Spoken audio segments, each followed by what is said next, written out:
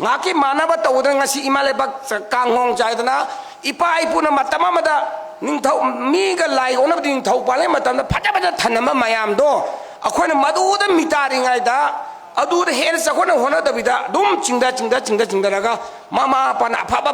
panjang manjang thama machan number 4 kap thala guli sa loi don to mahan bodo smai tawdana akhoi gi leader mayam jana ne ima ino isine na phaba pa kholo khalou da maram modang sidi manipur ima lepak se pura puri laikha tab tar hagut pa karam chahi kya chuna khanga tra bane ba aduna ni aina hajri se ai na uro me sari se tau ge na khalaba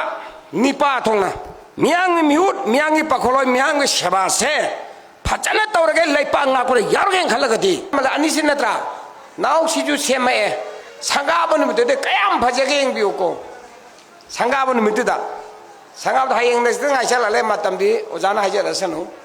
거의 나오세 라이빵악보다 야우보다 과이되게 맞득 잡아 앙앙니 우럭보다게 마시가 거기 말았다가 야우라디 아스 라이빵악보다 테나 파가네 마시 가만히 떠는 야혼지게는 칸보다 하약다기 같이 인스펙션만 쐈더니 호렌 뉴스에서 열 거야 아도수 델리기다 아밍 레레바 유니버시티 아마기 doctorate pass tawraga seswat professor orak pase ai nang ngamdeba adu ma mi amna kumbi ke nadigi candidate congress candidate oine haigal agadi ka ba ka da bai di parja ge nongdam ni isor ge nongdam ni tawbadabu sumana koi congress ki da muktan oine haraga tor ko di thawai yawan gi dana lak jaba ina ngang jaba khar dang tabiyo haijaba ne ba ado ngasi de koi haugi makta koilas thare aina chimyan hare ibungo nangi koilas se paka matakta item kayano thadoi se bm yaubra bc yaubra sinko yaubra hangba matam dane ma ii da hanga hare ge haugi ti ure quality maintain tawdisi ure hek mit ugan manin haitarana yenge khodak thare am nungai tawdu bazar me ada thawru dudi nung chuk jawna matak thara matak ta bc haba part to adudi ubo phangdre ba ai direct video torga nammi do video tor tha bani injina yeng je snoina ado khoi lak busu kana dra do ado ka sigi si ma bi ba do su kadai da kari shui ga de ge kai do de ge ju yeng mam thoi chon yeng biram ni naw bungo du su yeng ma yeng da to ngam mam ni khoi ge la herau buk ma de gi kanu ma de paisa tha ba yam uye ba ise tana yam nanjabani ai dungna masa yam nanjab haitarane sepa chabada kai yam nanjabni aina nanbani na lairak lek du yam nandam du bai ninge ba ko isabo naladi ai loina posul nanmam dhokrana thong mani adu tarmane khan bani adubu changu changu da adu kharadi ona tanabdi ure bai nauji aina tawna ina phangni mana tawna phangne di soina dong mani thola khine ba adu da haujigi mafam changu bu ka do tar ko angang mayam ma sana larme adigi kano sagol kangje padana chana bai practice tawlar me uboda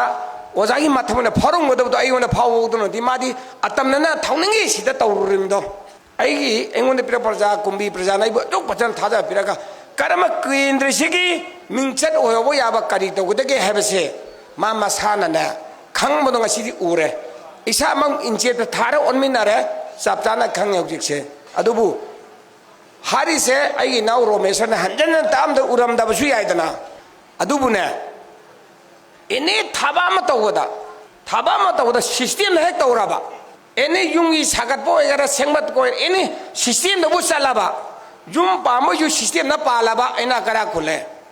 taru tarana sa khule system da bu yaudraba to e che phau ba matam da hana kalien gi matam loi khoidala thamaga unmuchan adegi nungsa ma saluraga phajana khoidala ga namu ising haptalaga step tawdai na lawuram da thok khoida tawde ba kasu lawe khawilo baga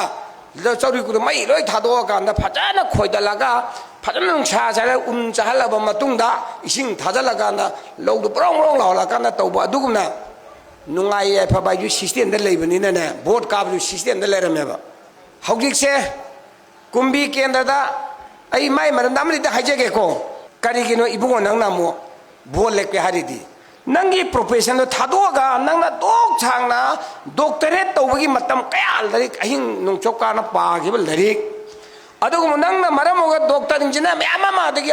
professor ꯃꯌꯥꯝ ꯄꯨꯊꯣꯛꯅꯕ ꯍꯣꯠꯅꯕ ꯃꯇꯝꯗ JNUꯗ ꯑꯣꯖꯥ ꯑꯣꯏꯔꯕꯒꯤ ꯃꯔꯝ ꯑꯗꯨ ꯄꯨꯝꯅꯃꯛꯇ ꯂꯣꯏꯅ ꯊꯥꯗꯣꯛꯑꯝꯃꯒ 이마 ꯂꯩꯄꯥꯛ ꯀꯟꯕꯗ ꯌꯥꯎꯔꯒꯦ ꯍꯥꯏꯁꯤ 이봉어 ꯀꯔꯤꯒꯤꯅꯣ 하나 리싱락 항해봐 ngasi주 항해지네ꯕ ꯑꯗꯨꯕꯨ 마나 ngasi 14만다 따모 ꯑꯩ ꯊꯕꯛꯁꯤ ꯄꯨꯔꯥꯄꯨꯔꯤ ꯇꯨꯁꯨ ꯇꯣꯛꯑꯒꯦ ꯍꯥꯏꯔꯦꯕ ꯉꯥꯏꯈꯣ 이봉어 प्रजाना याब लौरो तू प्रजाना याददी तौगनु हायबैना प्रजाना नंगना लेपाके सेवा तौजे प्रजा याउददी यादबने नंग साहेरमेना मपुदी प्रजा ओबियु आयु मिनाय उन हायबने मा हायबदो नाउ कारम तुना मिनाय उन मपु ओरे पुदने प्रॉब्लम थोइसे अदुना आइना मोंदा होजे नाइखो इबुंगो नंगी होल प्रजा खुंगंग कया ना पाली पुलिंग स्टेशन कया ना पाली अदुदगी अखंगै मयामदो अदुगम सुं इंखलक नहा मयामदो मौ नहा वगैरह पाखंग मचा वगैरह दे साद संसान वगैरह व्हाटएवर इनी इंटेलेक्चुअल वगैरह लोइने ओलरब मतुंगदने नंग अपामदो हायो मोइने यारक्तदि इबो नंग डिजाइन तगुनु नंग सही सा कयामा वदु वाना हिंग सोखना लाइक फजना पारा कन माइतै मसा मना JNUदा जवाहरलाल यूनिवर्सिटी दा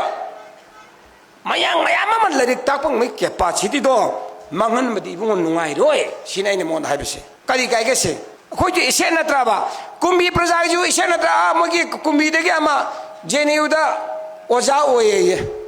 मयांग छात्र मयांग पखाय न त मुखाय तौरे दे खोइ इजन नत्रो नुइ गतने खोइ मणिपुर फुमै इजन आई जु इजनेबा अदुदना अदुगुमगी प्रोफेशन द पुरा थादोगा सिदा लाइफा ngakpadu yauge hareise mache tarai tane logdi chumoin khalle khoi halamanda kakai bobida kaida khoi tamodi jamne khoi an chena memda khoi romesna magi profession do pura pro oja bi sinpham do thadoga miangwi seba tawraga laipa ngakpa yauge laipak semba yauge hare e kamain tawji kakain haeba ngasi 13 mamangda ibungo ma hairakoni hana ne प्रजा जिंदुना नंग लाइपा ngakpa chalu so hairaktrदिने angang manganगनु को हाय चुमद्रो नोइना मासे इबुंगो नंग लाइपा ngakpa यार हाइतारदि नंग खुइ पाखोलेबन मतिक चार हाइतारगदि ना खुइ Poonam MLA ओबियोबा mute ओबियो नतबिदा मा खदंग ओरदि पुंछिदे काबवादि ओररोयबा पुंछिदे लाइबाक सेवा तबदि ngमरोयबा अदुना मरमोयदना अइगी नाउ रोमेशना मसागी स्टेटस लेरबा मी मे संगमिन हौजे खोय ओजा बिमोल से बाजू प्रोफेसर JNU की क्वाई फावर मिंग लेबनी पाना होगी पार्लियामेंट हाउस ता ओजा बिमोल खंगदबदा याउदे न पुनमक पुमोंदा बिमोल जी प्रोफेसर को हारी सिटी इंक्लूडिंग अखोई राहुल गांधी भारी प्रोफेसर हारी सिटी अखोई पुनम स्टेटस नत्रब अदुबु लाइपाक से वारे आइजे आइना ngamba खरदि सही जु सांगे सही नि फु मथर ओजा ओरे लाइपाक इमा लाइपाक दमदा हिंगोरि पुंसी खरसिटी मसीदी मांगबा तारे खलगा अखोइन हारुबदगी माजे ओरक्तंगसीदी लाइपाकी दमक्तंगसी इंडिया नियंगी नत्रो थेंग महिंगदुदा पार्लियामेंट ता इंडिया नियंगी नत्रो थेंग बारो मिनिंग संखरा दाहिंग थेंग महिंगदुदा मणिपुर मरन इशु ngangi दुदी करमबा MP ओहिबन ngangi बलेगे सुमाइन तौदना ओजाबी मोलना मागिल होल लाइफ कैरियर जे पुनमक थादोगा अखोई मरक्ता तिल्लागा लाइपा ngak taba yaro haidana manipur ima laipak je sini khang lage ko haidana noina india government na degi india mainland na khoi busmane thina tawba se maside de ai ngamjebi level da khangna ro paina tamu ba ye dudi mangal ro ngasidi ini national news khodi makna mo da beba tok do kai lege aduga hall national leaders na national politician ma bu respect tok do kai lege ba mango da tawba ba se khoi punam ta tawbani Manipur प्रजा पुनमत तौबनी Manipur जेलंग पुनमत तौबनेबा असुमाय तकना I now रोमेशु करिगनो माना सिद तोके हारगा मसिद तौरेसे ममांग झुंगले पामे मा नुंगाय निंगबै ओइतारगदी अदुदे नुंगाबा लेररोयबा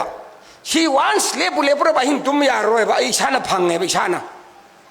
तामर रक थाना काबसे अहिं जे पुंग निपान फाना तुम ngasibu फंगक्तेबा yes honourable हाइबा मिंगथोलदि फंगनी तबोदबो तसेंग भर अखोई तसेंग प्रजा पुनमकी असेंग पाखोलोय पियोन असेंग बनेबा असेंग पाखोलोय असेंग बनेबा तबोदबो केंद्र ममदे मिहुत अमगतंग थागलगा लाइपाक सेंबा याउरुसो अखोई फंगमम तो हक तो पूरा लाउ हाइबे दंग अखोई पाखोलोय ना था बनेबा अदन पाखोलोय थारमिना lamji ma semau lambi je semau adi thong jem saro sima taro adi khoi sang jema sao hai ma je pakol na tro khoi hari se ado saraga prajana e ima tada mama khora gi hol jema saba yar e sima tawre ko harane harau tatu na traba angoi masi pakolo bi yani amse thagal tu na traba tabudabu si ore daga awabadine phatana ta sengna email si oyen khaluraba ado ke email oraga nupi ko ke khaluraba paisa jage khaluraba adigi yu thage jwa chanage khalo hat raja ta ke khalur de sidi nu ngai bele roe bom email is one joraba aduna bjp all member khudi mangna adu mo nu ngai da phangona phangi ngai da ne manipur pura jarab sara thanami se chumro pura jarab sara thanami se adu mo nu ngai ba pa ma heman ke dana paisa ra tapai sara isi ne ma adu mo tam tu udre moi wakan ra khal lai dana ha nupi ma thi ahum thisan mari thisan tawre ade plus amana mo kai tawre masi madi ai tom na tawu yaro ko mayam punam khanga dong ne khanbai wakhanda itom tan nani ngai da ngasai lai pak nga houdre adu dagi tanja sari nga da mine sasa lak da gi manipur ima lai pak se jarab thanan thamme chumang mane ano jarab se chaithan ona ma tam da romesu mang ma tare adu da masi jarab se photana hona ma da charuk ja ja ge da na tholak pa angang se tarai di orwe aduna mo dai hairi se ta seng na yo tat pa to wodi na punchi vote ka no sini sap to ne mo adu gana ta seng ora ba amuk le pa ta ka no hono ko bor pi ga ne na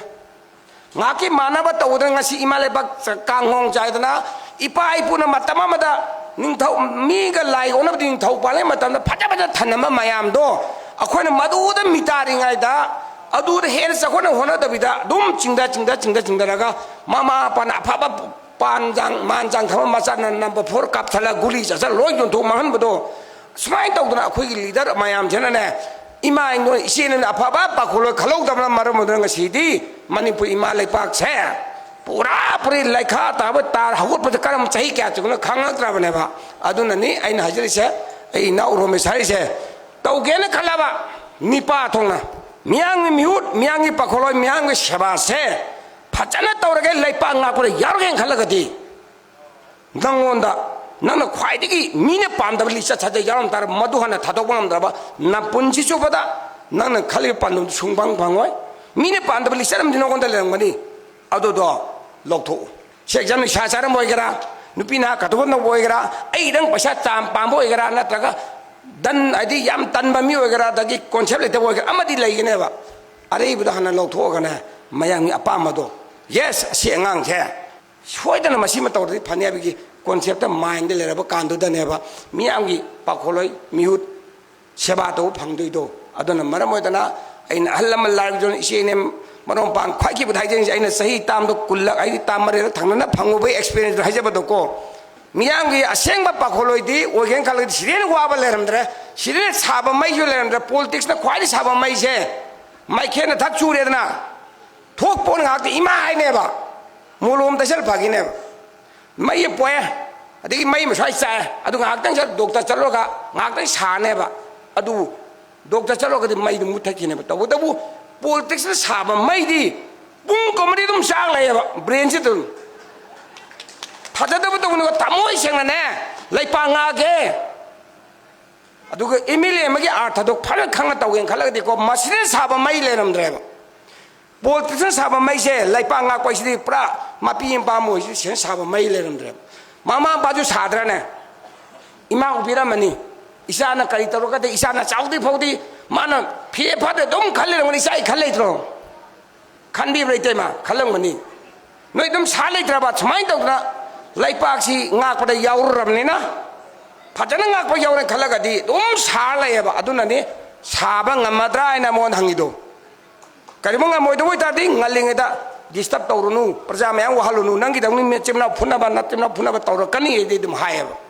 aduna hauji dei sumu bodana khoi marak da tin mada khoi ji karima discussion am tawre tawba kanda ai gi apam haina ba kanda na inau hin puthok ba poning je kakpa da luiba isam jana kakpa da phar ta ta ba tanja tho yes 어이 로메스 하이 줍니다 해봐세 거의 미군 밤이나다 미트라데 트라임반데 예사해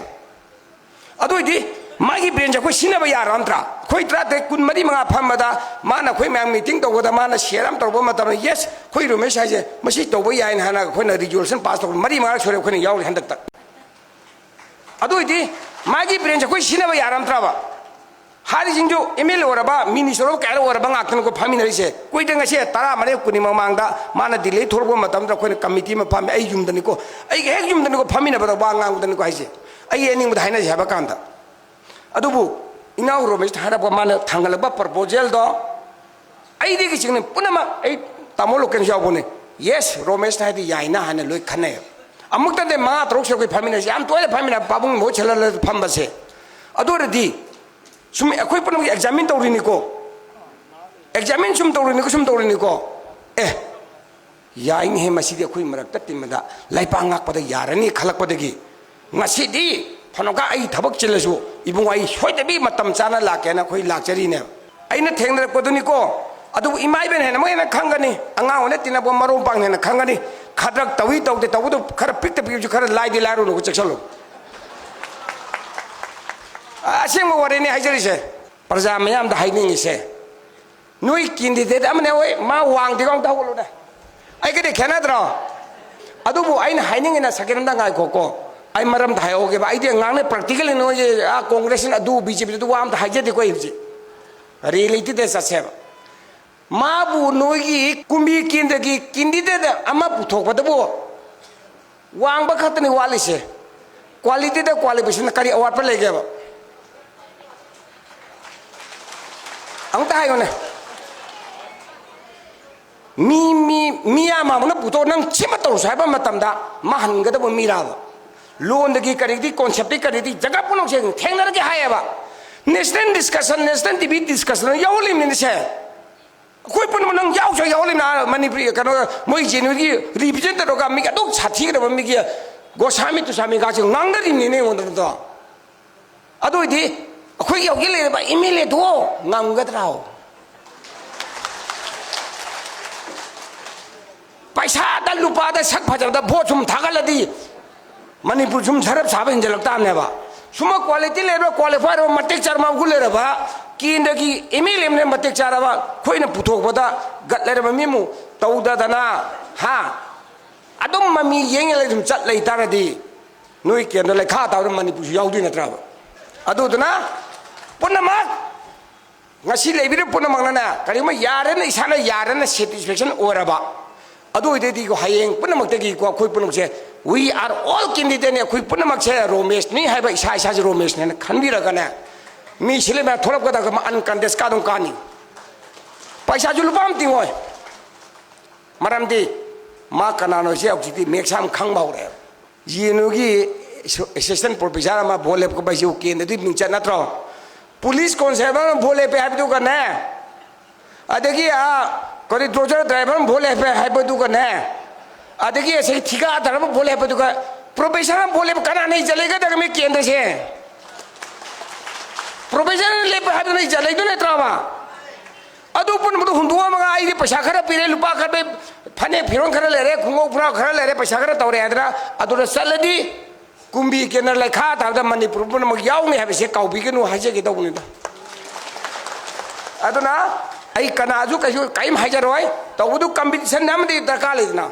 thanai pai pun thambi na ba system din mangan bi ga nu manipur gi issue da wai amadang thamjara lo sen jara ge